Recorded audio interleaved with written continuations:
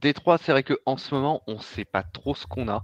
On les sent pas très sereins, malgré le fait qu'ils soient en tête de leur division. On ne sent pas l'assurance que devrait avoir un numéro 1 de division ou un futur champion de division.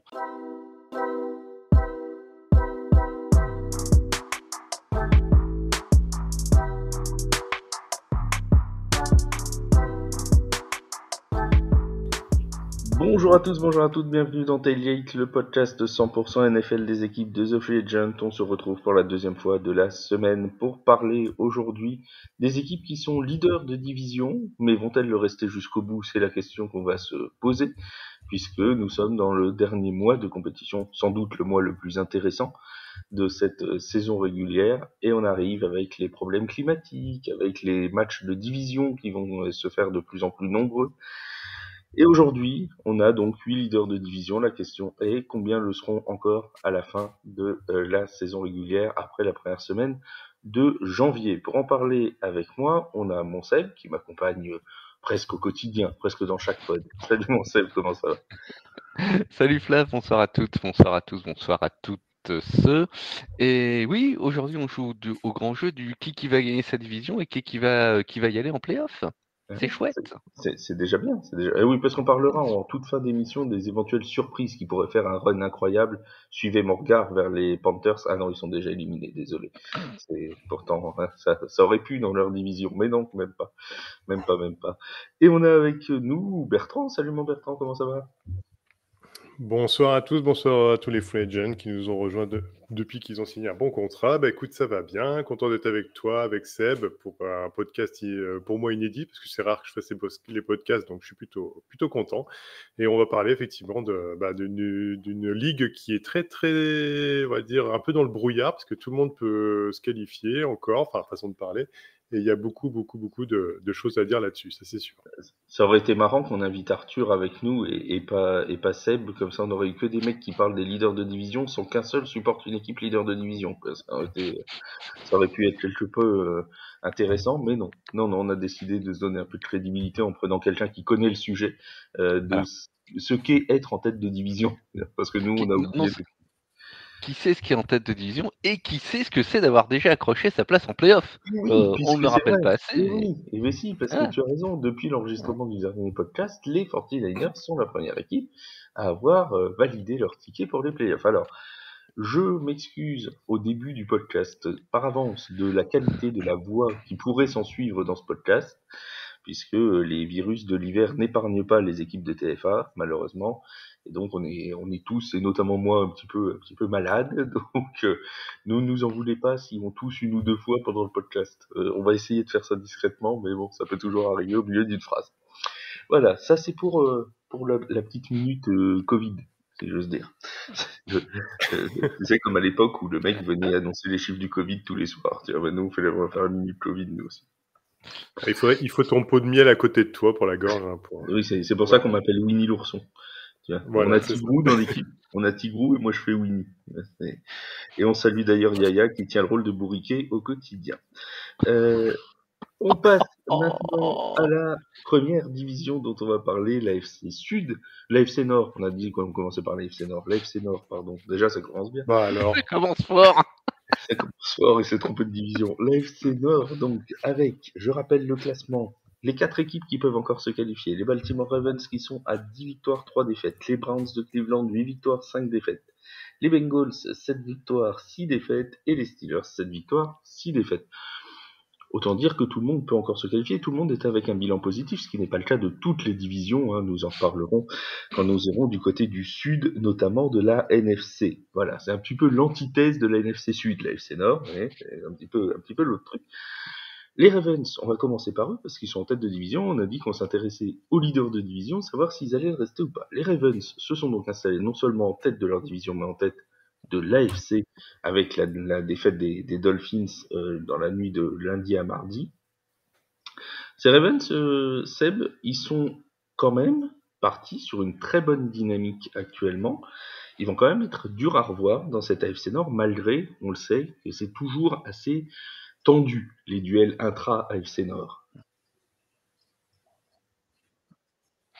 Ça va être compliqué de leur tirer la berbichette, hein, si je puis m'exprimer Leur tirer les ainsi, plumes. parce que leur tirer les plumes, voilà, leur tirer les plumes, parce que d'une part, ils ont 2 victoires d'avance sur le principal poursuivant en division, qui est Cleveland.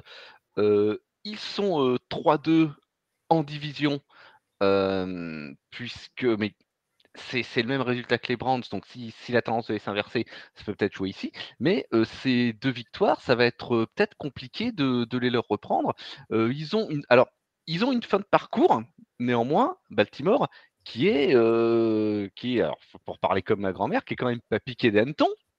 Là aussi, si vous voulez bien Ah, me je passer l'avais aussi l'expression. celle-là, tu vois. Ah, tu vois? Là, entre anciens, on se comprend, hein. Bienvenue dans Parce le que podcast des vieux. parce Enfin, qu'ils le vont podcast.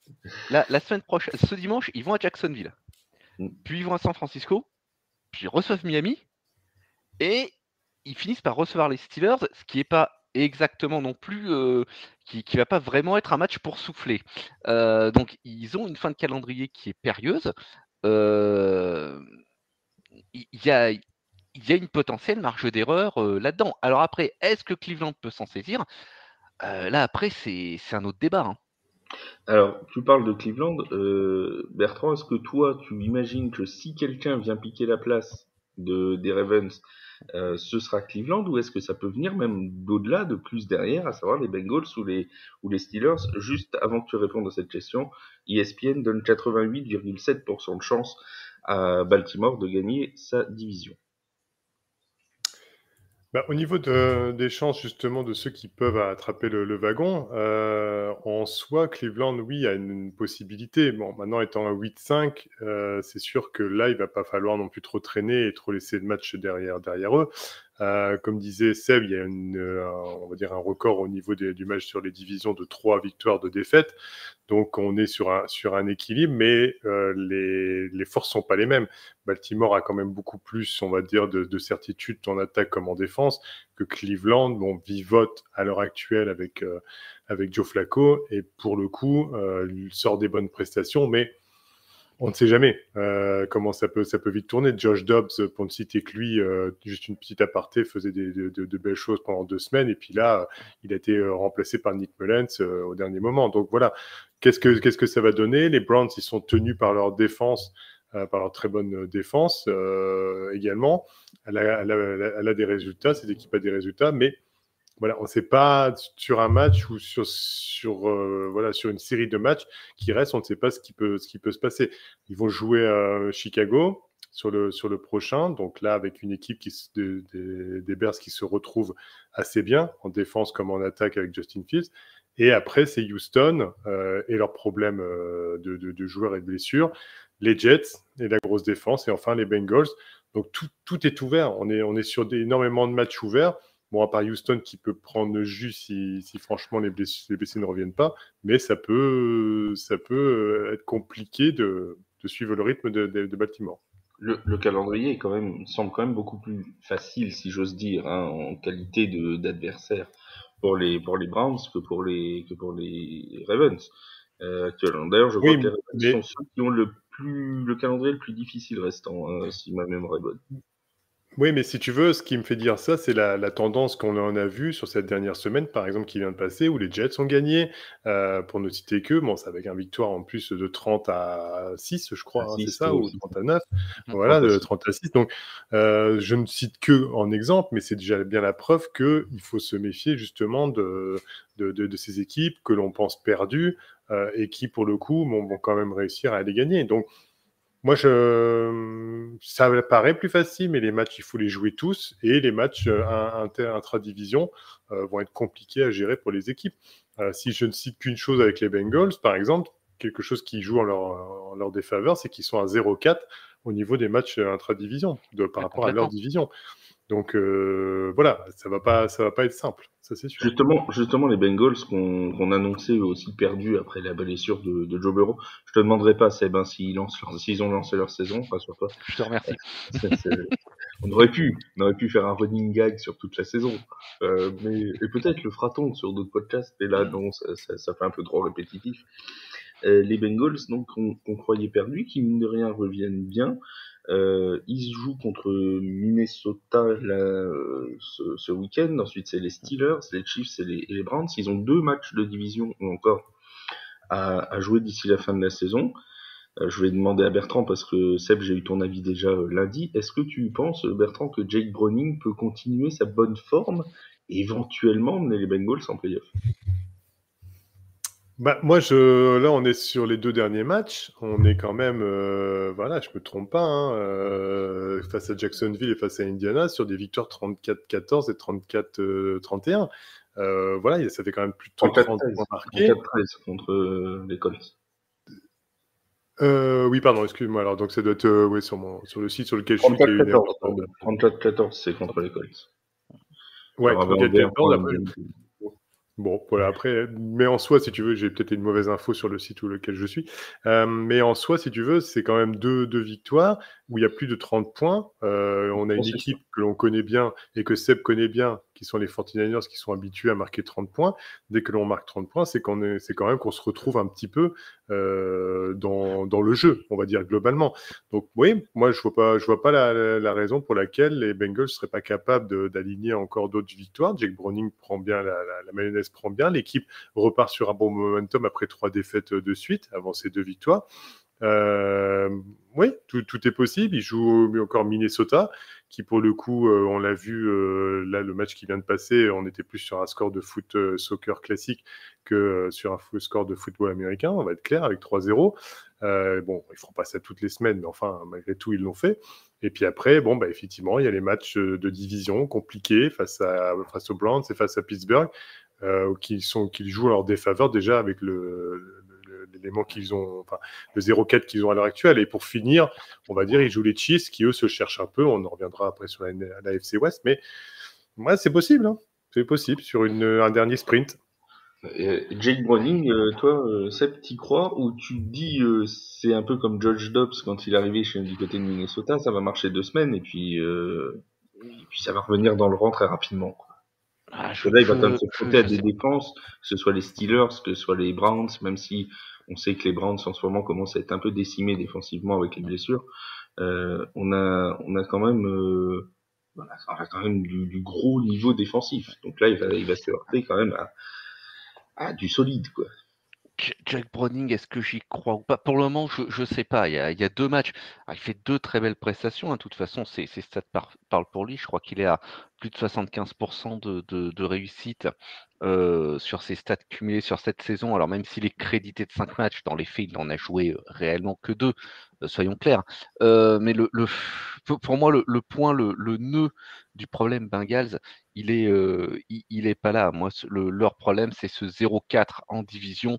Ils partent de très très loin alors que tous leurs collègues de la FC Nord ont déjà 3 victoires. Et il leur reste 2 confrontations, c'est ça, au sein de la. Ouais, c'est quand même chaud pour rattraper ce déficit-là. Si on reste dans l'optique que 3 équipes de la FC Nord, parce que ça aussi c'est une des problématiques de la FC, parce qu'on va parler des autres divisions et des poursuivants et de ceux qui sont dans la course, quoi, qui sont on the run. Mais là déjà la NFC Nord, elle prend 3 places, elle prend 3 sites sur 7. C'est quand même pas rien. Donc est-ce que ensuite la problématique ce sera, est-ce que Cincinnati prend un 4e seed à quelqu'un, à un de ses poursuivants, ou est-ce qu'elle prend le seed d'un de ses collègues de la FC Nord? Ça, c'est le scénario qui me paraît le plus improbable, vu le déficit qu'ils ont à l'intérieur de la division. Après, ma foi, si ça continue à jouer aussi bien, pourquoi pas? Pourquoi pas, même s'il va quand même falloir reprendre Pittsburgh, même s'il va falloir quand même prendre Kansas City, il va falloir prendre les champions en titre. Ils ont une marge d'erreur qui est pas si large que ça. Hein. Mais en soi, ce qui m'interpelle le plus, c'est que Jake Browning, je trouve, si on fait des comparaisons avec d'autres quarterbacks remplaçants qui sont arrivés, comme Josh Dobbs, hein, même si c'est pas la même conférence hein, ou même la même division. Mais ce que je veux dire, c'est pour donner un exemple de prestation de quarterback qui ont remplacé un titulaire, je trouve qu'elle est quand même beaucoup plus aboutie sur ces 2 dernières semaines que d'autres remplaçants qu'on a pu voir. Et c'est ça qui me donne l'espoir, entre guillemets, de voir les Bengals peut-être faire un run. Après, tout ce que tu as dit est vrai. Le désavantage de leur situation par rapport au match de division et le fait qu'après, oui, ça serait historique. Enfin, je ne sais pas si ce serait historique, mais en tout cas, 4 qualifiés d'une même Ce conférence. serait admirable. Voilà, ça serait, sachant que il pourrait faire excusez-moi du terme, les auditeurs, mais il pourrait faire la nique aux Buffalo Bills, qui sont pareil à 7-6 pour le moment, et si ça tournait mal, mais bon, ça on va en parler après. Mais globalement, ouais, ça serait quand même quelque chose d'assez remarquable.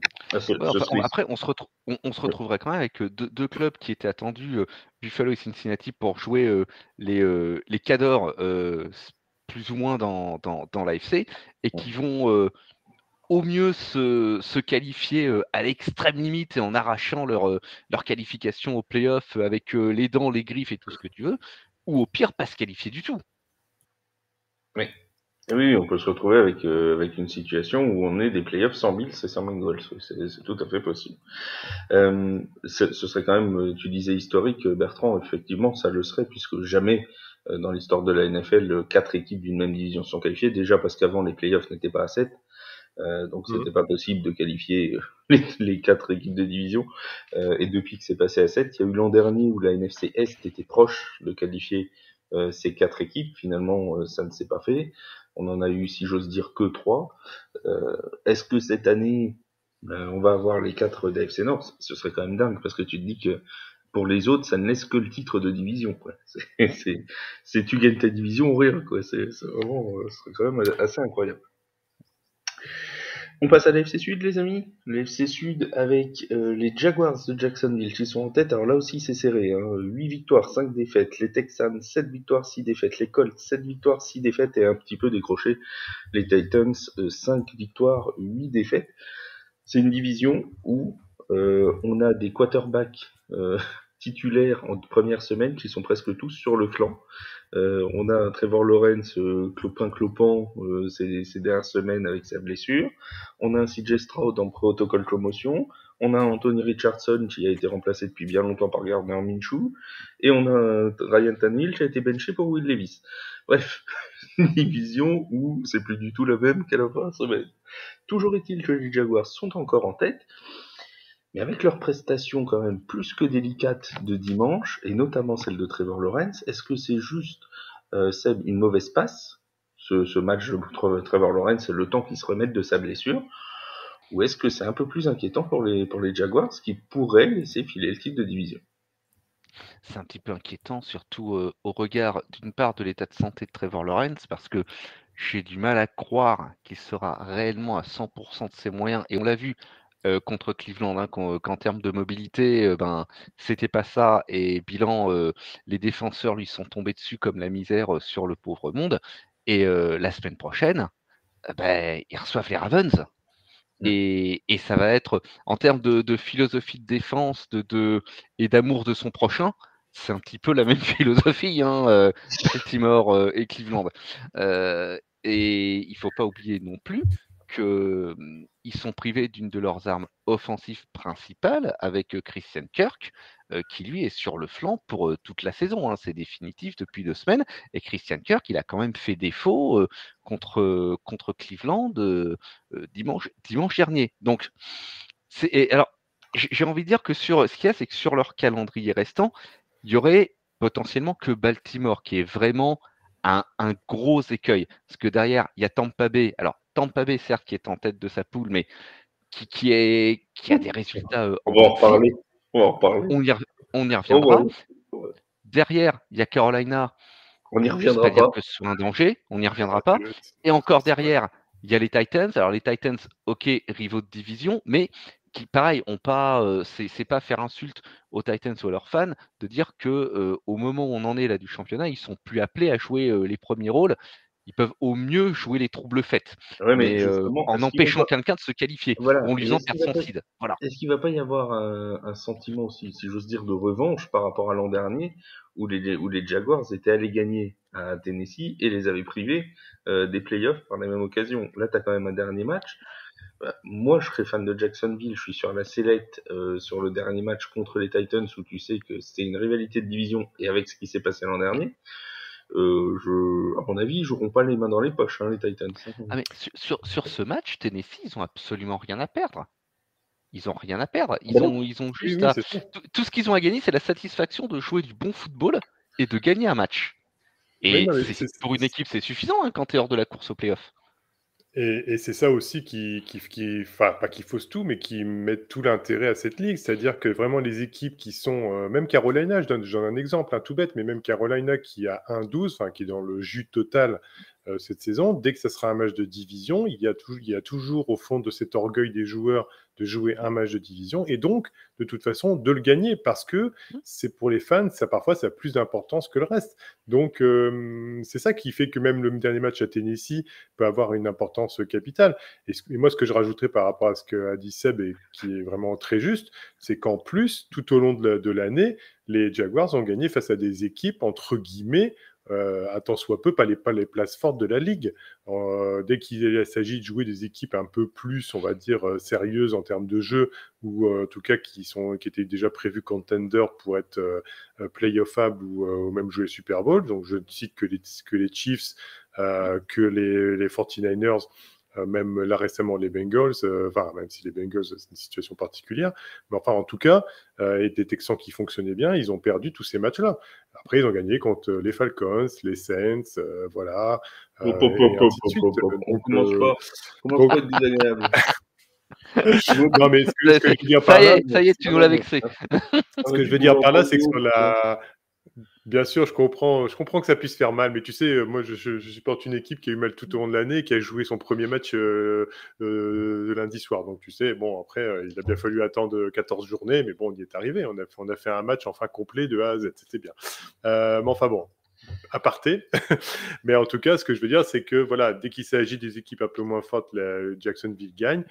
Maintenant, comme disait Seb, avec un Trevor Lawrence sur une jambe, avec Christian Kirk absent, ça va commencer à causer. Ouais, ça va commencer à Et causer. est-ce que vous voyez les Texans pouvoir être champions de division? Ce serait quand même ouf. Ce serait quand même, Bah, pardon, je change ma mot, ce serait quand même complètement fou. Ce serait plus après ce qui s'est passé ce dimanche, pour moi. Mais bon, après. Ouais, là, ouais, ça va être compliqué. Autant allez, si j'étais joueur, je veux bien peut-être mettre une petite pièce sur Indianapolis, qui ces derniers temps est capable de réaliser des coups assez insensés. Houston, privé de la petite merveille de cette saison, ça risque d'être un petit peu délicat. Et en Disons plus, que. Indianapolis, je te laisse la parole tout de suite maintenant. Non, Indianapolis non, a quand vas-y, même vas-y, excuse-moi. l'avantage d'avoir un quarterback entre guillemets backup établi, si j'ose dire. Gardner Minshew, c'est quand même quelqu'un qui a de l'expérience au sein de la ligue. C'est quand même quelqu'un qu'on connaît. Alors j'ai rien contre Davis Mills par exemple chez les Texans, mais ça c'est pas le même bagage d'expérience Non, par rapport à Gardner Minshew. Et quand tu arrives dans les 3-4 derniers matchs, bah, c'est des choses qui peuvent quand même avoir leur importance. mais Oui, ça oui, peut faire la diff là, sur cette fin de saison. Hein. c'est Vas-y sûr. De Bertrand. toute façon, et les Texans, en plus, pour le coup, CJ Stroud revenant ou pas revenant, bon, lui risque de revenir le plus vite. Mais après, c'est les absences de Tank Dell et Collins qui ne sera pas remis. Dès qu'il s'agit d'un mollet, quand même, malgré tout, c'est assez sensible. Donc, il ne va pas être remis comme ça à 100%, même s'il revient. Non, tout ça, ça dérègle un peu. Moi, je pense que la belle histoire des Texans va se terminer. Et là, ça aurait pu être vraiment la super belle histoire, avec peut-être même une qualif en playoff. Mais je pense qu'elle va se terminer là, sur la fin de saison. Et ce ne sera pas un échec, parce qu'en soi, on ne les attendait même pas à ce niveau-là. Donc, on ne va même pas dire... voilà. Après, Ouais, bon, évidemment, Tennessee, en soi, leur bilan pour le moment, c'est sûr qu'on ne les attend pas, mais ils n'ont peut-être plus rien à jouer, mais eux, ils n'ont pas d'absence et ils vont vraiment embêter beaucoup de monde, ça c'est sûr. Et puis s'ils font un run de quelques matchs, tout peut tellement arriver dans cette ligue qu'on les attendait même pas gagner contre les Dolphins. Là, la semaine dernière, ce dimanche qui vient de passer. Alors, sous des conditions bien particulières, c'est peut-être plus les Dolphins qui sont tirés de balle dans le pied que Tennessee qui a vraiment gagné. Mais en soi, on a encore eu une surprise. Donc, on n'est pas à l'abri de surprise. Hein. Et Tennessee qui aura en plus l'avantage de jouer 3 de ses 4 derniers matchs, ce seront des duels de division, puisqu'ils jouent 2 fois contre les Texans et 1 fois contre Jacksonville. En plus, il y aura un match contre Seattle à domicile, donc mine de rien, c'est vrai que eux aussi, hein, ils un run, ça peut être compliqué, ils sont à 0-3 en division, excuse-moi. Mais... ils sont en division, là aussi, c'est chaud hein, pour qu'ils réussissent à se caser. Surtout que ça laisse quasiment que le titre de division pour se qualifier, puisqu'on en a parlé tout à l'heure en AFC Nord, déjà ça va truster pas mal de wildcards, donc il faudrait passer au-dessus des Jaguars. En gros, il faudrait presque que Jacksonville perde tout et que Tennessee gagne tout jusqu'à la fin de la saison. Grosso modo. On est dans une ligue tellement surprenante. Flav, ne jugeons pas. Non. Tennessee a 0,2% de chance, d'après nos confrères d'ESPN, de gagner la division. Chez les favoris, évidemment, ce sont les Jaguars avec 83,9%. Tu sais, il y avait Zach Wilson qui avait 0,2% de faire gagner les Jets ce dimanche. Bon, tu vois, ils ont quand même gagné avec lui. Ça peut arriver, tout arrive, les exploits arrivent. Vous deux, vous mettez Jacksonville gagnant sur sa AFC Sud? Compliqué. Écoute, moi, vas-y Bertrand, pendant que Seb réfléchit, je sens qu'il a besoin de mettre ses neurones dans personnellement, Tennessee fera pas l'exploit, même si ça pourrait être beau.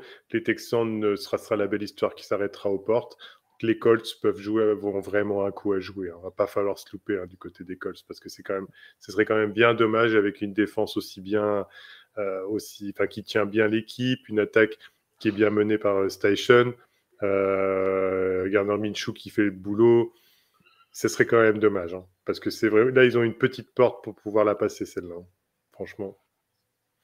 Je suis assez d'accord avec Bertrand, mais effectivement, il faut pas qu'ils se loupent. Faut pas qu'ils se loupent. Peut-être même que leur match le 7 janvier contre Houston, il sera décisif. Il faut qu'ils prennent Pittsburgh ce dimanche. Ça va peut-être être compliqué, mais Atlanta, Las Vegas derrière, c'est faisable. C'est jouable pour eux entièrement. Donc, ils ont un petit créneau. Ils ont une petite fenêtre qui est un peu plus grande qu'une meurtrière. Une chatière. Elle a le mérite d'être là. Faut juste pas la louper. Voilà, c'est la fenêtre de la tour de garde. Voilà, c'est ça. Un peu plus grand que la meurtrière. T'as de quoi passer un télescope ou une loupe, mais rien de plus. Ça ne passera pas si c'est plus grand, ça ne sert à rien de forcer. On passe à l'AFC Est maintenant. Les Dolphins sont en tête, 9 victoires, 4 défaites. Les Bills, deuxième, 7 victoires, 6 défaites. Suivi des Jets, 5 victoires, 8 défaites. Et des Patriots, 3 victoires, 10 défaites. Les Patriots qui sont déjà éliminés, comme ça au moins, c'est réglé. On n'aura pas besoin d'en parler en disant est-ce qu'ils vont revenir. Non, ils ne reviendront pas. Je vous le dis tout de suite. Non, ils peuvent encore gagner des matchs, mais ils ne reviendront pas. Ils reviendront l'an prochain. Et d'ailleurs, avec peut-être quelque chose d'historique qui va se passer du côté de chez les Patriots, pour le coup. Oui, c'est historique, mais c'est-à-dire qu'on s'y attend tous un peu quand même. Hein. Oui, c'est clair. Mais après 20 piges, quand même, je veux dire, là, c'est l'acquis, quoi, hein, à ce niveau-là. Hein, donc, Robert Kraft, il a décidé d'enlever l'enveloppe, enlever le papier. C'est sûr. C'était le moment où je crois qu'Aya n'était pas là ce soir. Il faut bien le remplacer. Donc, les Dolphins à 9-4. Les Dolphins, mon cher Bertrand, qui se sont quand même tirés une sacrée balle dans le pied ce lundi en perdant de manière surprenante contre les Titans, d'autant plus qu'ils avaient le match en main, et qui se retrouvent, mine de rien, plutôt sous la menace des Bills qui reviennent assez fort. Ah oui, ça c'est le moins qu'on puisse dire que c'était la défaite qui a fait déborder le vase. Hein, pour le coup, ça c'était pas attendu, surtout. Maintenant, on en revient à ce que je disais depuis le début, hein, la surprise de cette ligue et en tout cas de ce que peuvent faire l'orgueil des joueurs. On est sur une équipe qui, de toute façon, je pense, va se remettre. Hein. C'est un faux pas en soi de la part des Dolphins. Hein. La marche en avant ça va se reprendre. Mais je noterai quand même que on parle d'équipes qui sont dépendants d'un joueur. Les Dolphins sont dépendants de Tyreek Hill. Voilà. On a l'impression que c'est une organisation complète, et oui, elle le démontre pendant le match, en tout cas au moment de jouer entre attaque à la course et attaque à la passe. Tout est bien rodé par Mike McDaniel, donc c'est sûr que ça roule bien, mais quand le fer de lance de cette attaque est absent, quand celui qui fait la différence est absent, et il a été absent avec une petite blessure pendant le match où il a raté pas mal de jeux, et ben, au final, ça a un peu déraillé, et même sur la fin du match, on n'a pas beaucoup vu Tyreek Hill. Donc, est-ce que les Dolphins ne seraient pas vraiment beaucoup dépendants de ce joueur, et au final, ça ne serait pas un élément aussi qui pourrait être rédhibitoire en cas d'absence pour X raison, blessure, ou voilà, qu'il ne puisse pas jouer. Donc, Après, attention quand même. il y a des choses qu'on a du mal à comprendre, enfin que moi j'ai du mal à comprendre personnellement sur la gestion du match par le coaching staff des Dolphins. Parce que quand même sur la fin de la gestion, tu te dis pourquoi est-ce qu'ils n'ont pas plus utilisé leur jeu de course pour faire tourner le chrono, un jeu de course qui avec Raheem Mostert ou avec A-Kane est quand même plutôt efficace depuis le début de l'année. Donc, c'est pas comme s'ils avaient des running backs qui couraient 20 yards par match, quoi. Donc, bon. En fait, le problème, c'est que c'est la surabondance de biens, la surabondance de résultats, et le fait qu'on se sent une place forte. Et à ce moment-là, on est confiant, et le coaching staff, dans les jeux appelés, dans le play calling, ils sont confiants. Et ils sont confiants dans ce qu'ils pensent que de toute façon, mais ça passera, quoi. Ça passe depuis le début de la saison, pourquoi ça ne passerait pas là? Et au final, après, tu te perds un peu, ou tu t'es pas assez, on va dire, je vais pas dire le mot, mais peut-être que jouer peut-être mochement, mais pour gagner, comme certaines équipes savent le faire. Bon, les Dolphins ne savent pas le faire. Voilà. Donc, c'est-à-dire que là, ils n'ont pas voulu pilonner au sol, ils se sont dit on va continuer à faire des passes. Et puis, alors, les jeux se sont enchaînés, les troisième downs qui ne sont pas passés. Puis voilà, après, les Titans ont pu quand même passer au final sur ce match-là. On a un calendrier des Dolphins, Seb, qui est pas forcément très simple. On a donc les Dolphins qui vont jouer les Jets dans un remake du match de Black Friday qu'on avait eu à commenter ensemble. Alors ça s'était très bien passé pour les Dolphins, mais on se rappelle que jusqu'à cette Hail Mary dont on s'est toujours parmi à la mi-temps, mine de rien, il y avait un momentum qui était quand même en train de basculer plus ou moins en faveur des Jets à ce moment-là, jusqu'à ce qu'ils nous tentent une passe patate de 60 yards qui a été retournée pour touchdown. Jusque-là, ça se passait pas si mal pour les Jets, et il y avait eu 2 interceptions, si je dis pas de bêtises, sur Tua Tagovailoa, où on sentait que le match pouvait basculer. Donc il y a ce duel de division qui sera pas forcément très simple, d'autant que les Jets arrivent avec une grosse défense et un Zach Wilson qui sort d'une bonne prestation. Derrière, on a les Cowboys, on a les Ravens et on a les Bills. Est-ce que tout va pas jouer finalement sur la dernière journée contre les Bills? Ça va se jouer vraiment, à mon avis, sur cette triplette de la mort sur laquelle ils terminent leur saison, et ça pourrait tout à fait se jouer contre les Bills. Parce que les matchs contre les Jets, une fois de plus, je vais me répéter, mais ça peut vite virer au coupe-gorge.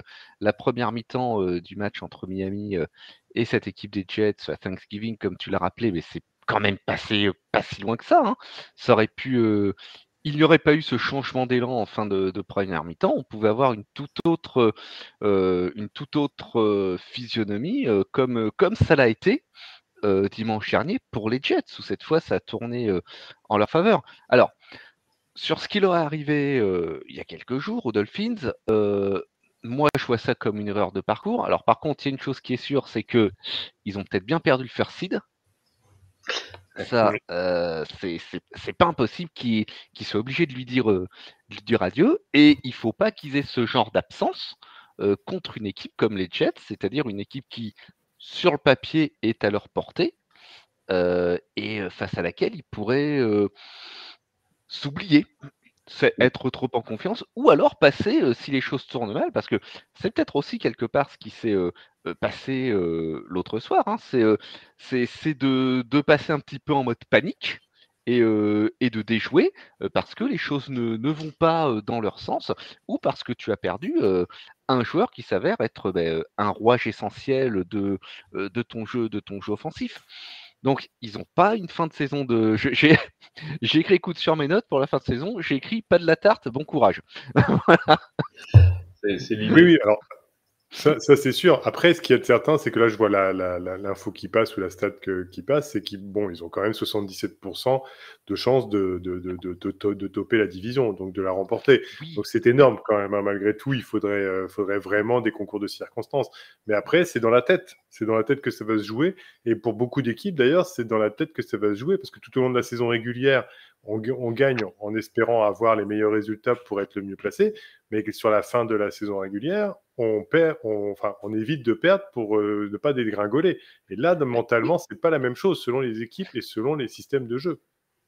Oui, mais exactement. Là, pour l'enjeu pour les Dolphins, ça va être de conserver ce deuxième site, parce qu'une fois de plus, je pense que pour le first seed, c'est fichu, parce que ouais, une ou deux défaites, et puis tu te retrouves troisième, quatrième, voire cinquième, et ton tour de play-off, déjà t'en as un de plus par rapport à ce que tu Mhm. espérais une journée auparavant, et puis ça va pas être le même. Profitons-en pour nous projeter en imaginant l'impossible, à savoir les Jets battent les Dolphins cette semaine. Est-ce qu'il y en a un d'entre vous qui serait assez fou pour croire dans les 0,3% de chances de qualification des Jets en playoff? On a quand même derrière un calendrier qui nous donne les Commanders, les Browns et les Patriots. Après les Dolphins. On imagine donc qu'ils battent les Dolphins. Il nous reste les Commanders, les Browns et les Patriots. Les Browns, ça sera un match extrêmement défensif. Bon, ce sera de la guerre de tranchées un 29 décembre. Ce sera brillant. Un peu de neige et puis ce sera parfait. Un peu de boue, ce sera top. Mais c'est vrai qu'on a quand même, avec le potentiel retour d'Aaron Rodgers, est-ce que Bertrand ou Seb, il y en a un de vous qui y croit? Ils ont 0,3% de chance. Hein. C'est pas ouf, mais Vas-y, Seb, je répondrai après. Vas-y. quand il y a de la vie, il y a de Euh, l'espoir, non? Tant qu'il y a de la vie et de l'espoir, mais quand même la marche me semble très, très, très, très, très, très haute. Et puis, allez, même s'ils se qualifient, on va aller, soyons fous, ils accrochent le Admettons, septième. admettons. Admettons, ils accrochent le Admettons. septième seed. Admettons, ils accrochent le septième seed. Ça va être pour se faire démolir par Miami ou Kansas City au premier tour. Ça me paraît, ça, la marche me semble haute. Si déjà ils finissent leur saison à 7-10, je pourrais dire qu'on n'en attendait pas tant de leur part au regard de leur début de saison et de la qualité de leur jeu offensif. Non, j'y crois pas. J'y crois pas. Ça a beau être la période des fêtes, Noël, les miracles, les contes. Non, j'y crois pas.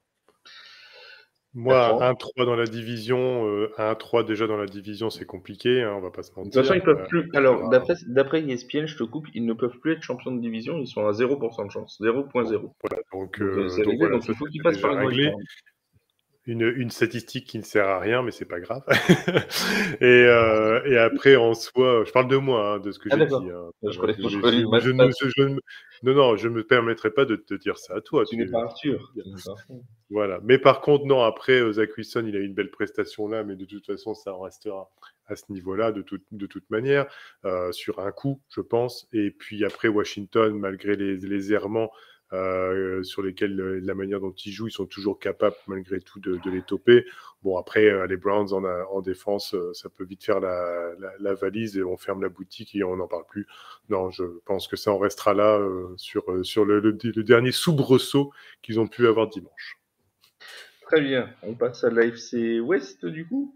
L'AFC West avec les Chiefs de Kansas City. Nos amis des Chiefs, tiens. Ils en sont à combien? 8 victoires depuis le début de la saison et 5 défaites. Ouais. T'as vu, Flav, je me permets de te couper, mais même toi, t'as hésité. Hein. Tu t'es dit, oula, les Chiefs, ils sont si bien que ça, je vais quand même vérifier où est-ce qu'ils en sont. Hein. C'est ça. Je savais plus s'ils étaient à 8 ou à 9, mais j'ai vérifié très rapidement. 8 victoires, 5 défaites, 7-6 pour les Broncos de Denver, 5-8 pour les Chargers, qui devront se passer donc de Justin Herbert jusqu'à la fin de la saison. On salue Easton Stick et les fans des Chargers aussi. Ça va être long. Et les Raiders à 5-8, eux aussi. Bon, bah, je crois qu'on ne verra pas cette année une équipe remporter le Super Bowl à domicile. Ça attendra l'année prochaine, bien évidemment, quand ça jouera au Superdome de la Nouvelle-Orléans. 8-5 donc pour les Chiefs de Kansas City. Est-ce que Bertrand, parce que je t'interroge toi parce qu'on en a un peu parlé déjà lundi avec Seb, est-ce que les Chiefs sont tranquilles pour gagner ou est-ce que les Broncos peuvent faire le retour de l'impossible? Oh, alors là, c'est vrai que là, c'est pratiquement une dissertation là qu'on pourrait faire sur ce Tu t'as pas sujet. 4 heures non plus, parce que les gens vont Bah oui, s'ennuyer. voilà, et ça pourrait être long, mais c'est ça tout l'intérêt de ce sujet. Mais malgré tout, je vais faire rapide. En soi, on a des Chiefs qui, pour le moment, n'ont plus les certitudes qu'ils avaient pu avoir sur les années précédentes. On a Patrick Mahomes, on l'a vu avec son attitude là de dimanche, pour le coup, sent bien aussi que de son côté, il n'a pas la même, je veux dire, la même production qu'il a pu avoir, les mêmes certitudes. Il n'a pas les On mêmes a receveurs un non plus. comité comment? Il n'a pas les mêmes receveurs non plus.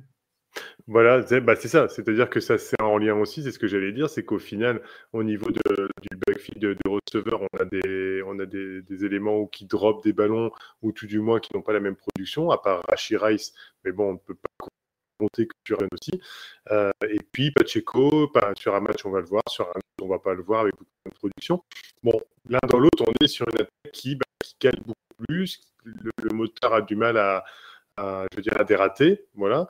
Et après, elle compte beaucoup sur sa défense. Donc, on est sur une équipe qui a beaucoup moins de certitude que les années précédentes. Donc, c'est beaucoup plus compliqué. Et à l'inverse, pour le coup, c'est un on va peut-être détailler avec Seb à la suite, mais les causes, voilà, Sean Payton vis-à-vis de son équipe a créé cette alchimie qui manquait. La défense est là, elle crée de turnover et de récupération de ballons.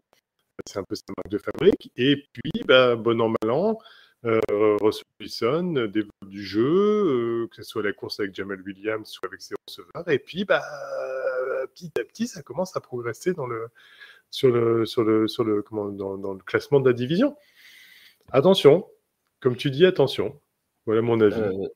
Si jamais les Broncos, admettons, aujourd'hui c'est le podcast qu'on va appeler admettons, les Broncos battent les Lions de Détroit cette semaine. On a ensuite des matchs contre les Patriots, les Chargers et les Raiders.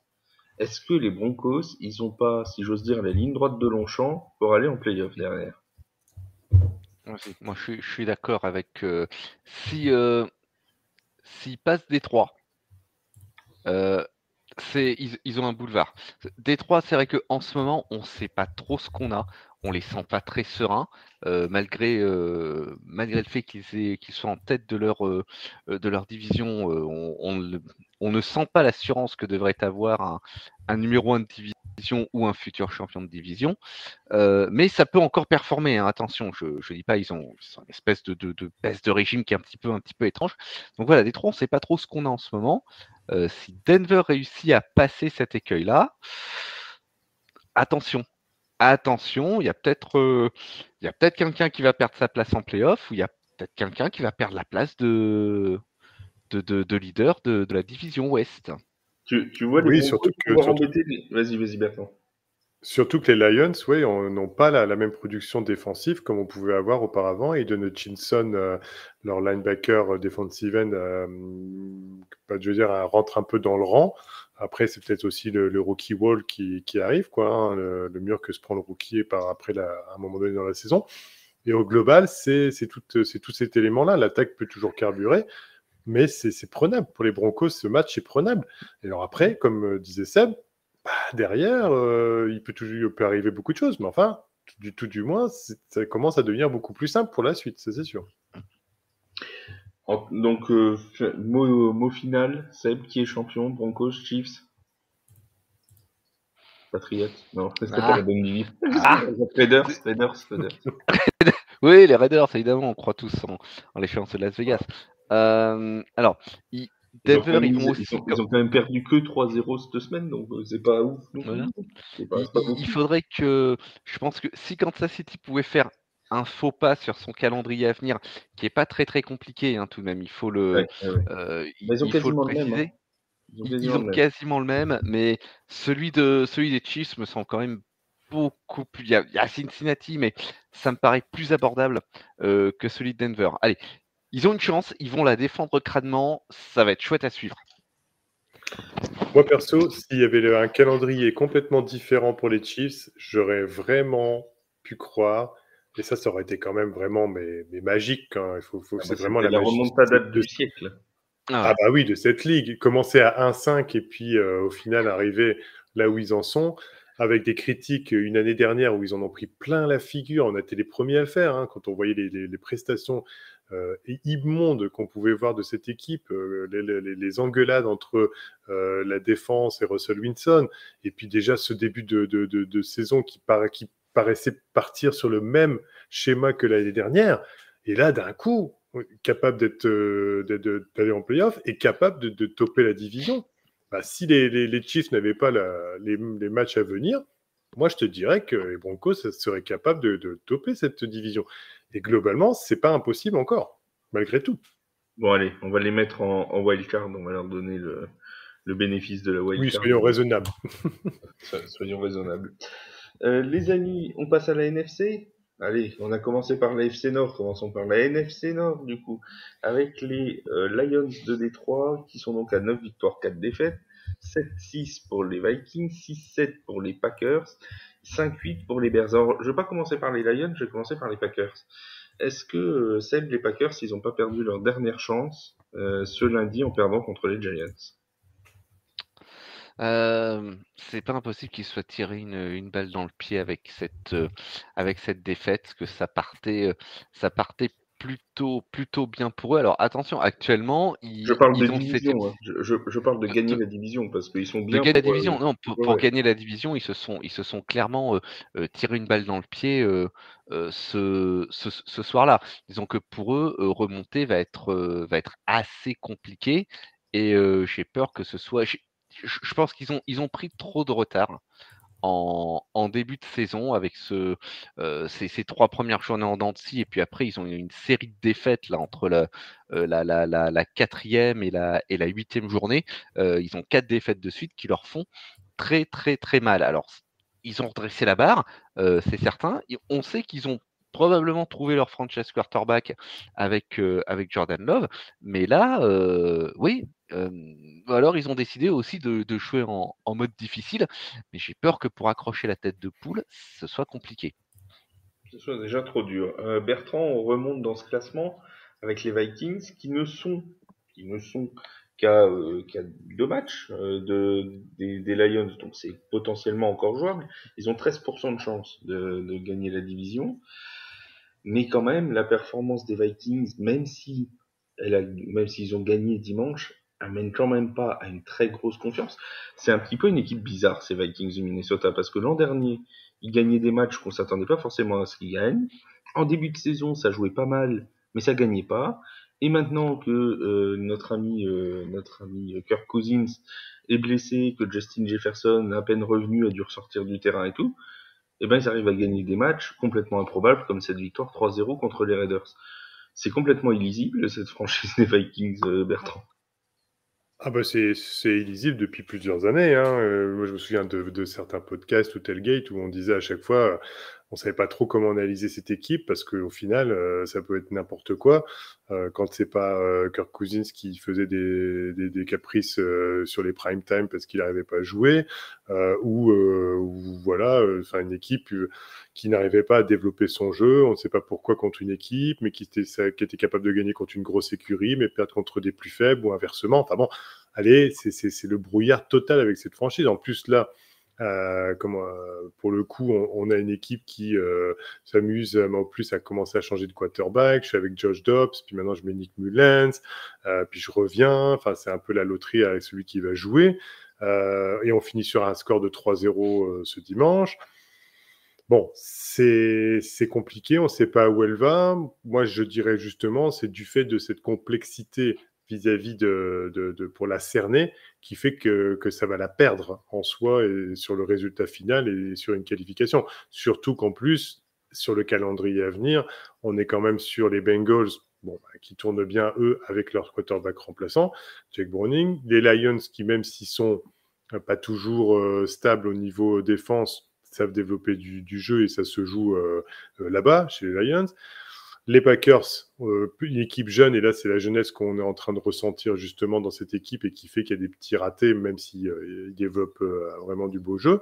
Et puis on finit encore avec les Lions. Donc on a les deux gros matchs de division, enfin ça va faire 3 gros matchs de division sur les 3 dernières semaines. Ça va être compliqué. Ça va être compliqué parce que Justin Jefferson a aussi, malgré tout, sa blessure, je pense qu'elle est un peu plus sérieuse qu'on ne le pense. Il donne toujours des infos pour dire non, mais tout va bien. Voilà, ça va commencer. Normalement, d'après les dernières infos, il devrait être présent pour le match de ce week-end contre les Bengals, logiquement. Dans quel état? Voilà, non mais c'est ça. Voilà. C'est qu'il est revenu. Et puis il faut pas oublier qu'il y a une histoire. Il y a toujours cette histoire. On en reparlera la semaine prochaine du cas de Justin Jefferson en détail, mais il y a vraiment cette histoire de contrat qui va bientôt être négocié, etc., etc. Et je pense que ce soit le joueur ou la franchise, ils ont pas non plus super envie de prendre des risques incroyables avec sa santé pour cette fin de saison-là, tu vois. Donc voilà. Là, les Vikings. Oui, vas-y, Bertrand. Excuse-moi. Je m'excuse. Les Vikings ont 63% de chance d'être en playoff, mais ils ont que 13% de chance de topper la division. Oui. De toute façon, tout va se jouer dans ce double duel face aux Lions, parce que les Lions, quand même, Seb, ils ont pas un calendrier si facile que ça. Ils jouent les Broncos, 2 fois les Vikings et 1 fois les Cowboys. C'est quand même pas non plus une sinécure. C'est pas une sinécure, enfin comme tu le disais, celui de Minnesota, ça va pas être une sinécure non plus. Et moi, je voudrais aussi attirer l'attention sur le match entre les Vikings et les Packers, parce que les Packers, ils vont se battre jusqu'au bout pour conserver leur place en playoff. Ils jouent sur les 4 semaines qui viennent, Minnesota, ils jouent très, très, très gros, à mon avis. Et il y a même un potentiel pour qu'ils perdent tout. Alors, je n'entends pas qu'ils perdent tous les matchs, mais qu'ils voient, alors, en division, la marche me semble trop haute, surtout au calendrier, et leur place en playoff, elle est pas assurée. Enfin, c'est pas la sécurité sociale, à mon avis, avec, en rappelant toutes les montagnes russes émotionnelles que cette équipe connaît depuis le début de la saison. Et en particulier depuis quelques semaines. Et c'est intéressant parce que la NFC Nord, en fait, sur les duels intra-division, tu t'observes qu'ils se sont mangé le nez pendant toute la saison. Les Lions sont à 2-2 en division, les Vikings sont à 2-1, les Packers sont à 2-2 et les Bears sont à 2-3. Donc on a vraiment... Tu m'as coupé l'herbe sous le pied. Désolé. Mais, non, mais tant mieux, c'est ça qui complète notre podcast, c'est bien. Si tu veux étayer, vas-y. Non, vas-y, finis, excuse-moi. Vas-y. Par rapport à une division comme l'AFC Nord, où vraiment on a, tu vois, les Bengals qui sont à 0-4, etc., où il y a une vraie disparité, là, t'as l'impression qu'ils se sont piqués mutuellement les défaites. Alors on dit, les victoires, pardon, alors on dit, les Lions ne sont pas aussi bien que ça face à leurs rivaux de division. C'est vrai qu'ils ont une défaite assez moche, que ce soit contre les Packers à Thanksgiving ou contre les Bears la semaine dernière. Mais n'empêche que c'est une division qui se mange un peu les uns les autres. C'est sans doute dans cette division-là que les équipes se sont entre-dévorées, alors qu'on s'attendait à ce que ce soit l'AFC Nord, où ils allaient tous se bouffer entre eux. Et au final, même si l'AFC Nord, c'est très serré, c'est-à-dire que tout le monde est dans un mouchoir de poche et que tu as peut-être même 3 équipes sur les 4 qui vont se qualifier, en fait, ceux qui se seront entre-dévorés, ça aura été la NFC Nord. Alors, en parlant d'équipes qui sont dans un mouchoir, mais alors eux, on est sûr qu'il n'y aura pas 3 qualifiés, c'est la NFC Sud. La NFC Sud avec donc les Buccaneers qui ont repris la tête de la division. La transition était toute trouvée. Pardon. Voilà. Voilà, on a perdu l'animateur pendant qu'il parlait des Saints. T'as vu, tu parles, pendant que tu te remets, tu parles de la NFC, de la NFC Sud, et là c'est la catastrophe. Là, tu perds. C'est la catastrophe. Ah là là. Est-ce qu'il y a un lien? C'est possible. Alors, donc les Buccaneers qui ont 35% de chance de prendre la division, les Falcons qui en ont 32, les Saints qui en ont 31,7. Autant vous dire qu'on n'y voit pas clair du tout. Ils sont tous à 6-7. Et il y a un très intéressant Saints-Falcons lors de la toute dernière journée, qui va valoir quand même son Mm. pesant de cacahuètes, si j'ose dire. Parce que là, il n'est pas dit que tout ne se joue pas, mon cher Bertrand, sur cette dernière et ultime journée de NFC Sud. Oui, oui, oui, oui. Là, on aborde une division qui, pour le coup, est très, très On aborde claire. une division. On aborde une division. On peut arrêter là. On aborde une division. Ouais, Ouais, voilà, la NFC Sud est une division. Merci, bonne soirée. c'est d'une clarté limpide. J'ai envie de dire qu'on est sur du très, très haut football durant toute la saison. Oui, c'est compliqué. C'est compliqué par rapport au. C'est vraiment très compliqué à analyser parce que en fait, on est sur du. Toutes les équipes sont sur du moyen moins et avec du gros catastrophique chez les Panthers. Voilà, moi, j'analyserai les choses comme ça au niveau des prestations. On le sait bien que là, les Saints, pour le coup, ils utilisent très mal tous leurs joueurs quand ils sont pas blessés ou tout du moins après ils sont mal utilisés dans la façon de jouer. Quelque chose qu'on ferait mieux Les... de mal utiliser, ce serait notre coach offensif. Ce serait bien qu'on l'utilise mal, lui, même pour une fois dans la saison. Ouais, voilà. Pour le coup, oui, ça serait pas mal. Et donc, oui, c'est les Falcons, de leur côté, on est sur un principe que c'est un peu pareil au final. C'est-à-dire qu'on a Arthur Smith qui ne sait pas comment utiliser Drake London, Kyle Pitts, qui avait un plan de jeu basé sur le jeu de course à 3 têtes, avec Al-Jair, Bijan Robinson et le troisième m'échappe. Et Patterson. Bernard Patterson. Et Patterson, Cordell normalement, Patterson. qui a complètement disparu, alors qu'il avait fait une saison dernière assez intéressante. Et au final, là, c'est pareil, c'est utilisé ou sous-utilisé ou pas utilisé. Enfin voilà, c'est un peu très compliqué. Et comme tu dis, de toute manière, là, chaque match va avoir son importance, chaque match va être déterminant. Et puis, à l'image de cette division, tout va se jouer sur le dernier match. Ouais, c'est possible. C'est quand même dingue parce que quand tu regardes les calendriers, je prends celui des Saints, le calendrier à venir, c'est réception des Giants. Bon, certes, il y a Tommy DeVito, d'accord, j'ai compris, mais bon, voilà. Réception des Mac, et c'est pas possible. Son agent. C'est pas possible, mon enfant.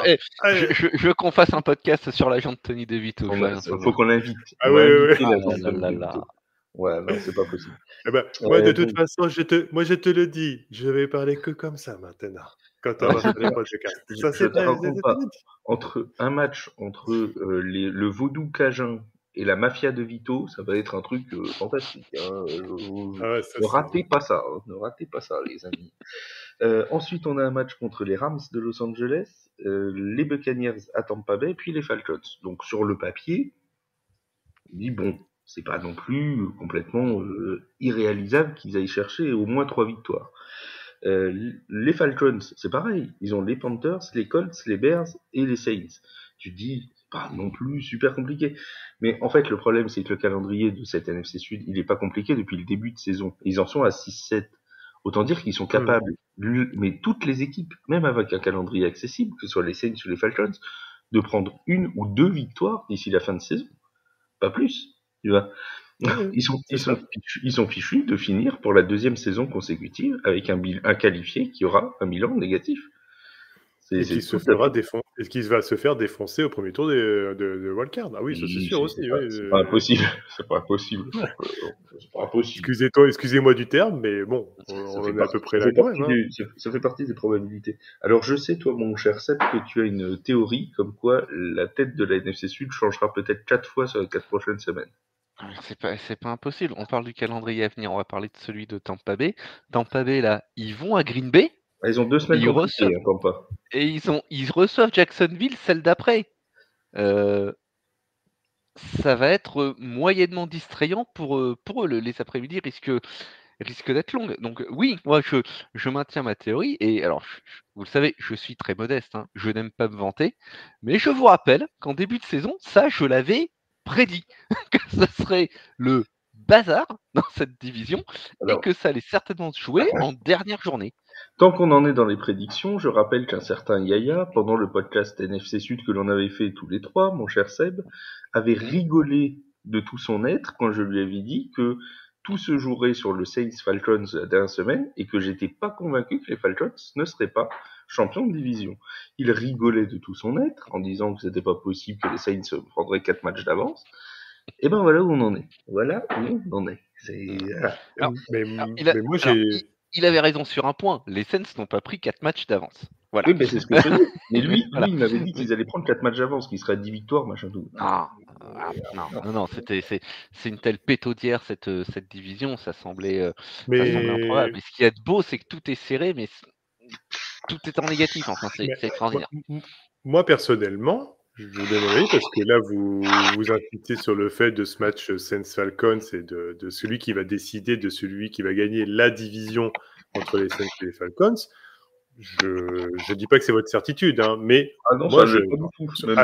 attention aux Buccaneers, hein, parce que les Buccaneers, ils se sont remontés là, ils sont un peu plus remontés. Rashad White, comment on appelle ça, confirme de plus en plus son jeu au sol.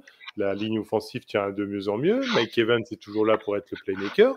Et Baker Mayfield reste un bon, on va dire, un bon quarterback gestionnaire et qui est capable de faire avancer cette équipe, sachant qu'ils sont à 3 victoires, 1 défaite dans les matchs de division, et avec un calendrier, comme disait Seb, où ils rencontrent les Packers qui sortent d'une défaite et qui sont assez jeunes, Jacksonville sur une jambe avec Trevor Lawrence et sans Christian Kirk, les Saints qui peuvent se déliter sur un match, et les Panthers qui sont à 1-12. Ce sera et ça se à pas.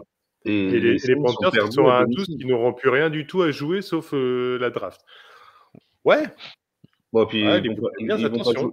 En plus, ils vont pas jouer grand chose à la draft, les Panthers, puisque leur choix va à Chicago. Donc, en plus, bon, ils ont vraiment rien à jouer. Bon, on a compris que. Moi, je pense que c'est l'embuscade, c'est Buccaneers, ils sont dans un momentum qui est beaucoup plus intéressant que les Saints ou les Falcons. Vous voulez qu'on fasse de la prédiction intéressante ? Vas-y. Je vous prédis la prolongation entre les Saints et les Falcons sur la dernière journée. Tu crois jusqu'au bout du bout? Histoire de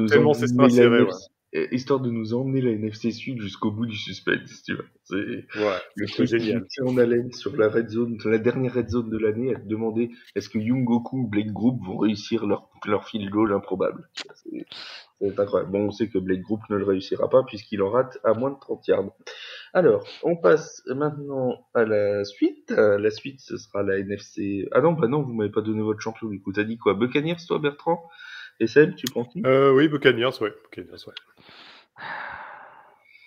Panthers, c'est pas sur non, mais Panthers, tu penses, je suis bien trop mix.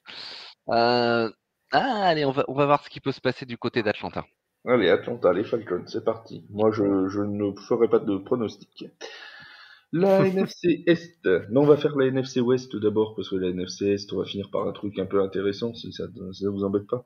La NFC Ouest, avec les 49ers, qui sont à 10 victoires, 3 défaites. Les Rams, 6 victoires, 7 défaites. Les Seahawks, 6 victoires, 7 défaites. Les Cardinals, 3 victoires et 10 défaites. Pour vous donner une idée, donc les 49ers se sont déjà qualifiés, et ils ont 99,9% de chance, selon ESPN, de remporter les divisions.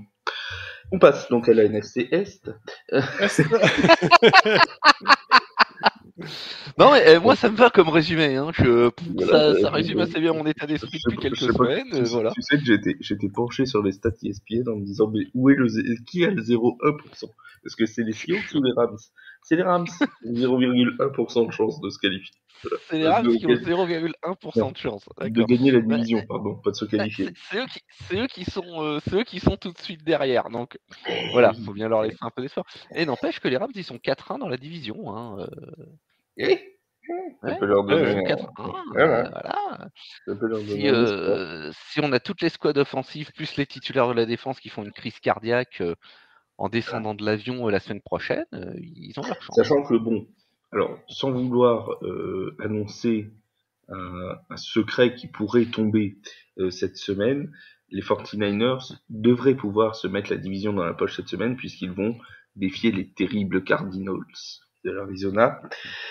Bon, avant de jouer contre les Ravens, certes, puis contre les Commanders et les Rams. S'ils n'arrivent pas à en prendre une seule sur ces 4-là, bon. Disons qu'avec la prestation que l'on voit chaque semaine, Sincèrement, On va dire que ce sera alors pas là, il la faut aller à meilleure, Lourdes, hein, si ça n'arrive. Si ça arrive, il faut aller à Lourdes, hein, je vous le dis. Hein. ce sera pas la meilleure manière de préparer les playoffs s'ils n'arrivent pas à prendre une seule victoire sur ces 4-là, quoi. Je veux dire, voilà. Ah bah, je m'engage à faire le trajet de Saint-Jacques-de-Compostelle s'ils en prennent pas un sur les 4. Hein. Alors, Vous pouvez noter durant ce podcast. Hein. Ce moment du podcast sera rediffusé sur Instagram, sur TikTok et sur toutes nos plateformes numériques parce que on a quand même très envie de voir Bertrand ne pas aller à Lourdes puisque ça ne se produira probablement pas, mais quand même, ça nous aura fait un bon moment de rigolade.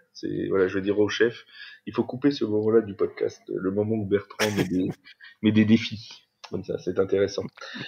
En parlant de Lourdes, on va parler des Giants de New York et de la NFC Est. Donc les Cowboys de Dallas qui sont en tête, 10 victoires, 3 défaites. Les Eagles, 10 victoires, 3 défaites. Les Giants, 5 victoires, 8 défaites. Les Commanders, 4 victoires, 9 défaites.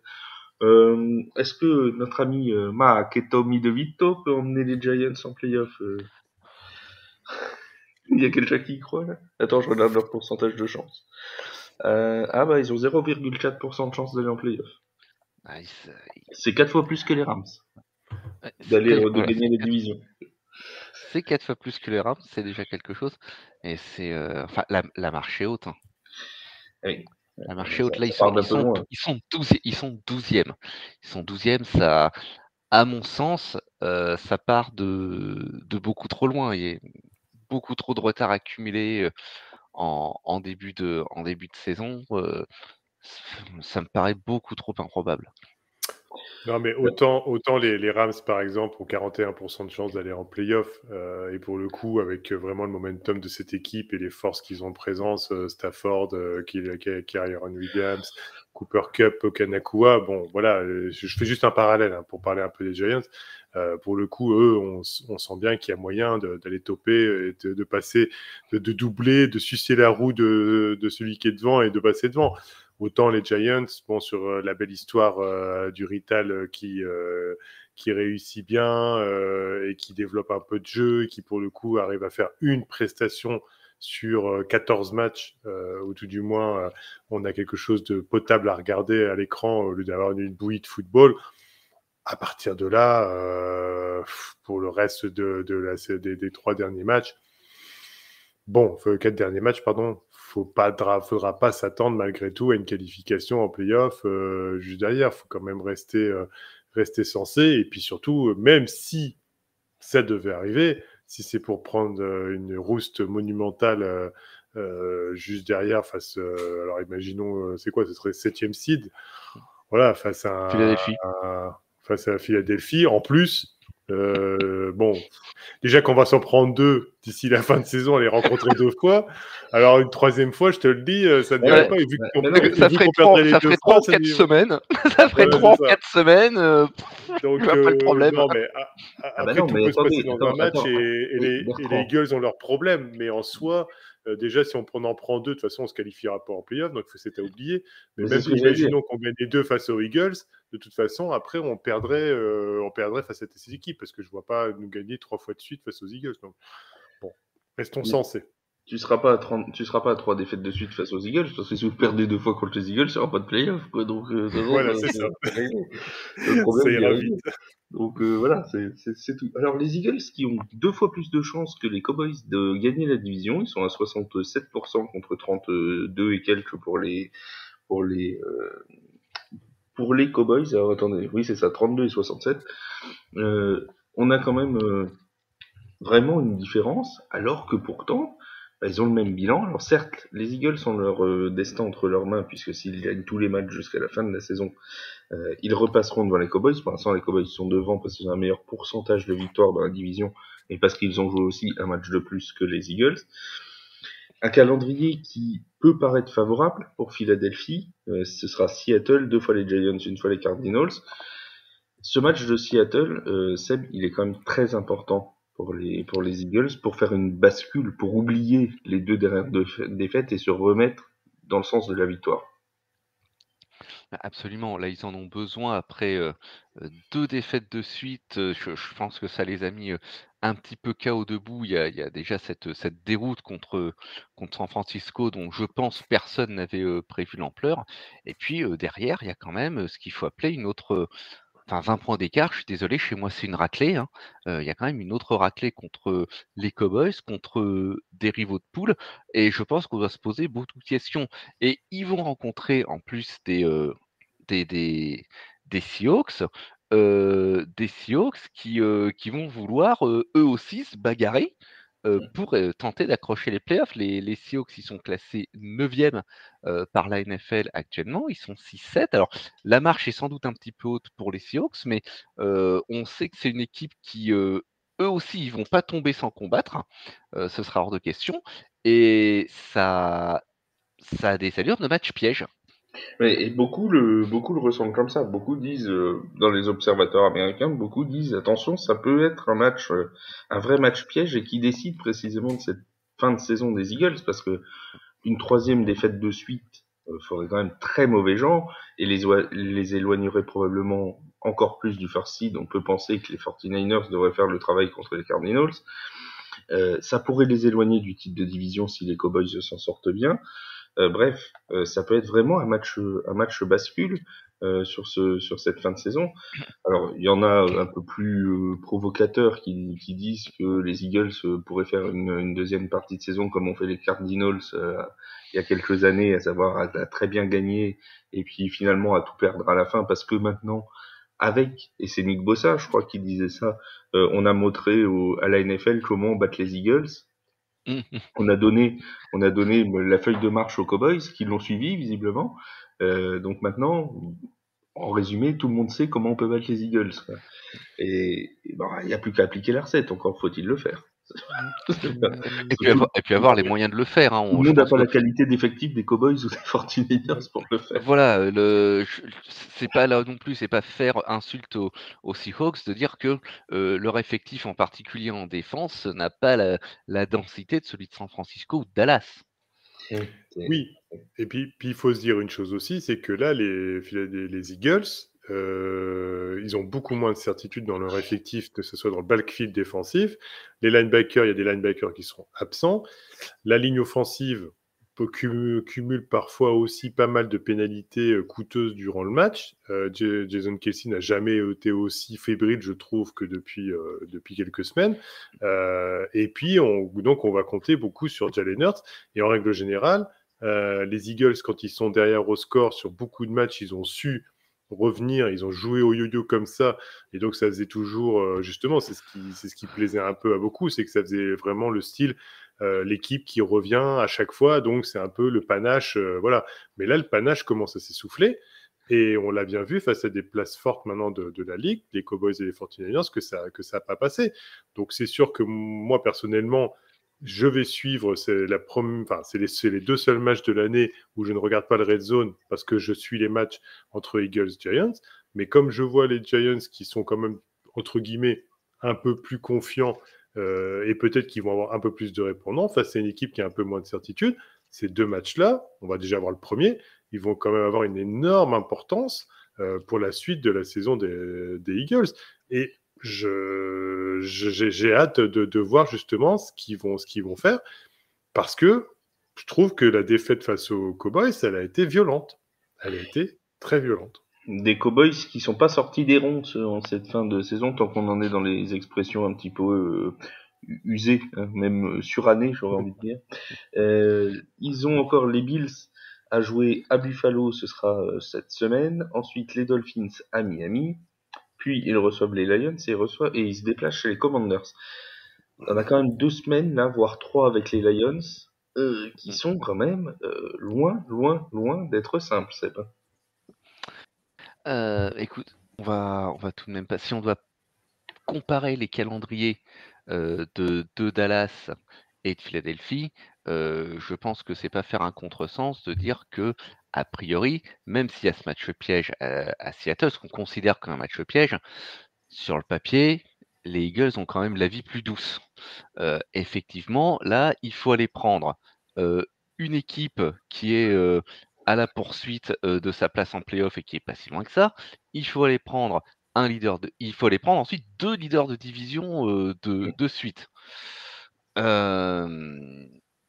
Moi, j'appelle ça une fin de saison musclée, hein. Oui, c'est musclé. Bertrand, tu vois les Cowboys bien s'en sortir, toi, en cette fin de saison? C'est musclé, mais je trouve que là, et Dieu sait que c'est dur pour moi de le dire, parce que c'est toujours des rivaux de division, mais Dieu sait que cette équipe des Cowboys là quand même est quand même vraiment très très forte, hein. Tant qu'ils sont en bonne santé, les Prescott, les Lamb, même les Pollard, globalement ça va être compliqué parce que franchement les prestations elles sont abouties, hein. Elles sont abouties, et même s'ils vont à Buffalo, bon, après, il faut voir le temps qu'il va y faire. Ça joue aussi, hein, parce qu'ils jouent dans un stade fermé, en règle générale. Mais je plains plus Buffalo que l'inverse, hein, pour le coup, parce que je trouve quand même que là, eux, ils jouent vraiment le rouleau compresseur, hein, pour le coup de la ligue. Bah, en fait, Rôle qu'avait pris des Chiefs ou dans d'autres temps d'autres équipes. Mais là, eux, cette année, ouais, les Cowboys, ça fait mal quand on les rencontre, hein. en fait, j'ai vraiment l'impression que Philadelphie a terminé, si j'ose dire, sa partie. On va peut-être encore mettre le match des Seahawks, mais c'est quand même un niveau en dessous. Ils sont sortis de la zone de turbulence, si j'ose dire, de leur calendrier avec ces 4 semaines très difficiles, là où les Cowboys, ils pénètrent tout simplement dans leur zone de turbulence. Donc on va voir. Ce sera un bon moyen de comparer à la fin, de voir si les Cowboys en sortent avec 4 victoires. Bon, là, il y aura statement sur la NFL, je crois. Tu vois, là, c'est vraiment le truc. Bon, s'ils s'en sortent à 2-2 comme les Eagles, ils auront probablement perdu le titre de division parce qu'il y a fort à parier que les Eagles seront retrouvés un petit peu de leur allant d'ici là. On termine avec Après, attention, du dernière chose, c'est vrai que les Cowboys, c'est toujours pareil, comme tu dis, la turbulence, mais ils ont paumé face aux 49ers. Alors, qui n'a pas paumé face aux 49ers cette année? 42-10, quand même, en semaine 5. Et après, ils ont perdu face aux Eagles. Il s'agit de leur seule pratiquement défaite, hein. Donc, bon, voilà, au final, ils ont perdu contre des gros. Et bon, Cardinals, ça, c'est un petit loupé durant la saison, ça arrive. Mais au final, oui, comme tu dis, il peut toujours tout se passer. Mais je trouve quand même que là, ils ont mis pied, genre le géant qui met le pied sur la ligue, hein, si je peux me passer le mauvais jeu de mots avec un rival de division. Justement, c'est là qu'on va voir si les Cowboys ont vraiment progressé ou non, en fait, parce qu'on disait il y a une semaine, Seb, que les Cowboys avaient beaucoup de difficultés à gagner contre des grosses équipes. Ils l'ont fait avec cette victoire contre les Eagles. Et là, on va se retrouver avec des matchs contre Buffalo et contre Miami. S'ils gagnent ces deux-là, on pourra se dire, bah, finalement, les Cowboys, ils savent aussi gagner contre les gros. Et ça peut compter, ne serait-ce que psychologiquement, au moment d'aborder les playoffs aussi. Je pense que cette victoire contre Philadelphie la semaine dernière, elle aura débloqué beaucoup de choses et qu'elle les aura débarrassés de ce complexe, en quelque sorte, qui consistait à se faire entendre dire régulièrement que valent vraiment les Cowboys. Est-ce que les victoires, même les très larges, elles sont pas en trompe-l'œil? Est-ce que les 40 points marqués contre les Giants, les 40, puis les 49 marqués contre les Giants, les 43 contre des Rams, les 41 contre Seattle, est-ce que tout ça, ce serait pas un petit peu du toc parce que face à une équipe qui est armée, qui a du temps, voilà, faut pas oublier que le premier match contre Philadelphie, ils le perdent cette saison, ils le perdent 28-23.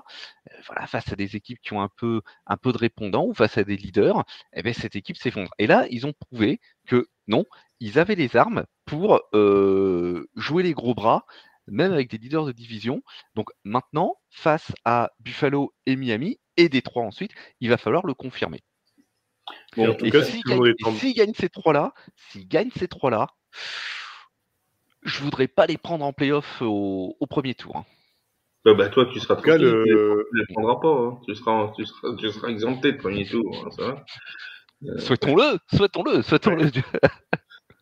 En tout cas, le réveillon de Noël du Cowboys chez les Dolphins, il est pas mal, hein, ce match-là, hein, quand même, hein. Il va,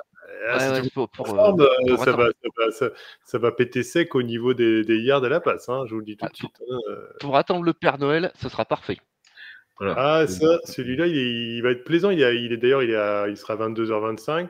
nickel chrome, là. T'attendras Noël avec ce match. Enfin, tu passeras la fin de réveillon, enfin pour ceux qui réveillonnent, parce que certains autres devront faire le résumé de la Red Zone, mais pour ceux qui font un réveillon, ils auront l'occasion du coup d'attendre avec ce match splendide en lisant bien évidemment le résumé de la Red Zone avant d'aller se coucher et d'attendre le Papa Noël. J'en profite pour dire que vous n'oubliez pas de télécharger l'application TF1 et de nous suivre sur tous les réseaux sociaux, comme toutes les semaines. Est-ce qu'il y a un d'entre vous, pour terminer sur ces playoffs, qui voit une équipe improbable au moins venir chatouiller, si ce n'est aller gagner sa place en playoff? Alors, ceux qui ont le plus de chance aujourd'hui, quand je parle d'équipe improbable, c'est ceux qui sont à moins de 6 victoires. Ceux qui ont le plus de chance, c'est les Bears, 3,6% de chance à 5-8. Ouais. D'accord. Pas comme ça. Vous auriez vu la tête que Seb a fait. Dommage qu'on soit plus en live. Carrément, ouais, là, je confirme. C'est pas moi qui ai fait les calculs. Tu me dis, ok, 3,5%, et tu dis que c'est les Bears qui ont le plus de chances parmi les équipes, qui sont en dedans de se qualifier. C'est à 5 victoires, t'as les Bears à 3,6%, les Jets à 0,3%, les Titans à 0,5%, les Chargers à 0,7%, les Raiders à 0,3% et les Giants à 0,4%. Voilà. Donc... écoute, moi, je vais faire du corporate. Je me permets de prendre la parole, peut-être le temps que Seb, justement, il voit son les Raiders vont aller gagner le Super Bowl à domicile, il va nous dire. Ouais, non, écoute, moi, tant pis, je vais faire corporate. Et je sais pas, peut-être que c'est la folie de Noël arrivant, mais pourquoi pas les Giants? Ou la drogue, peut-être. Ou la drogue, oui, voilà, mais pourquoi pas les Giants? C'est Tommy DeVito qui l'a fourni. Il lui a fourni.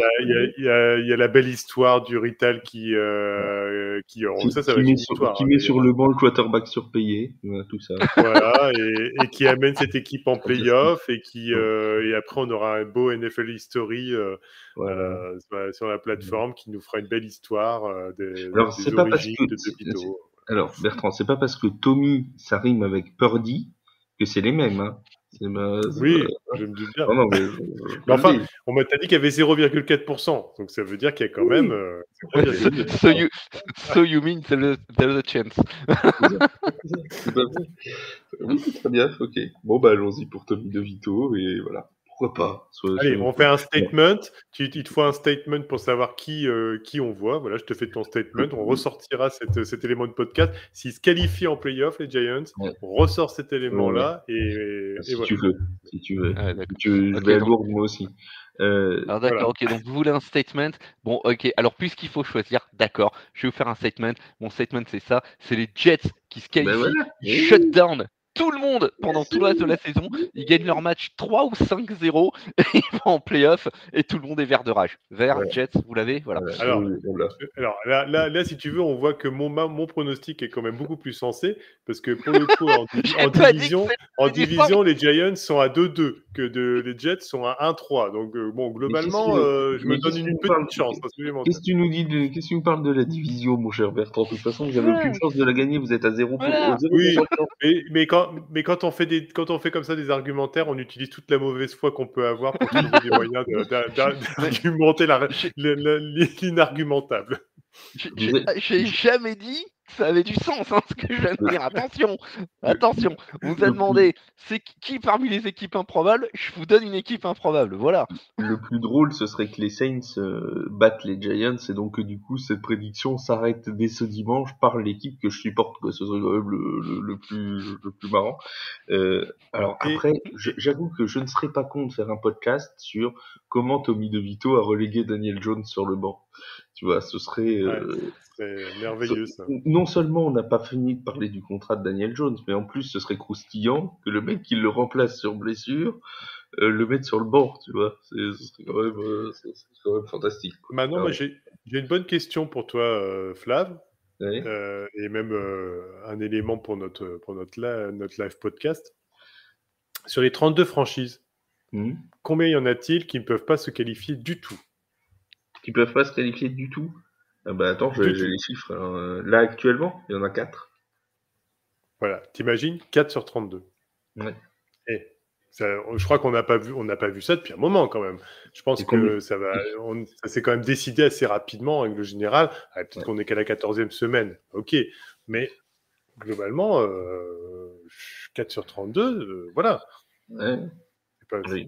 c'est pas beaucoup. Et il n'y Hein. en a qu'une seule de qualifiée, on le rappelle, c'est les 49ers de San Francisco. Oui, parce que ça fait plaisir de le rappeler, et puis ça fait plaisir à Seb. Rappelle-le bien. Et comme on, Rappelle-le bien. voilà. Rappelle-le bien. Et comme on a envie qu'il revienne, on aime bien, on lui redit, quoi, histoire de lui rappeler régulièrement quand même. Ça fait toujours plaisir.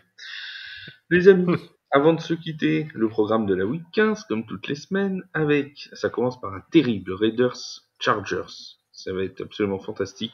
On salue nos amis des équipes de Beansport 2 qui auront à commenter ça. Que ce soit Benjamin ou Peter, les gars, bon courage. Mon compatie, ouais, Ensuite, surtout. samedi à 19h, en parlant de courage, la triplette sera sur Beansport. Il y a 3 matchs samedi.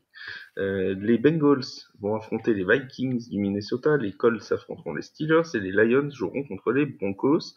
Ça, à la rigueur, c'est le 3e match peut-être le mieux. Alors, les horaires, c'est 19h pour Bengals Vikings, 22h30 pour Colts Steelers et 2h15 du matin pour Lions Broncos. La Red Zone ensuite de dimanche à 19h, Panthers Falcons, Browns Bears, Packers Buccaneers, ce sera à suivre sur 6 Play. Non, pas de réaction. Très bien. Ensuite, Dolphins contre les Jets, les Saints qui recevront les Giants, les Titans qui recevront les Texans et les Patriots qui reçoivent les Chiefs à 22h05, les Cardinals face aux 49ers, les Rams face aux Commanders et à 22h25, les Bills face aux Cowboys, ce sera en intégralité sur beIN Sport 5. Eh bien, mon petit Flav, ça serait... Oui. on se rencontrerait pas cette semaine, dis donc. Il vient de me remarquer. Je l'ai dit il y a 10 minutes. Oui, non, mais je sais, mais je le confirme quand même, et puis je te fais réagir quand même, que ça faisait longtemps qu'on ne s'était pas rencontrés. Eh ben oui. Et puis je te rappelle, il faudrait rappeler un match mémorable entre les Saints et les Giants qui a marqué l'histoire, d'ailleurs, soit dit en passant, de la NFL. Tu te rappelles de ce match fantastique entre Drew Brees et Manning, mon cher Bertrand, oui. Ça te dit quelque chose? Tu nous parles d'un temps que les moins de 20 ans ne peuvent pas connaître. Mais non, mais c'est le match où il y a eu le plus de touchdowns à la passe de l'histoire. Je crois que de mémoire, si De Vito et Carr pouvaient faire la même chose, ça serait merveilleux. Ce sera pas le cas. De mémoire, je crois que c'était 13. Il y en avait 7 pour Drew Brees et 6 pour Eli Manning.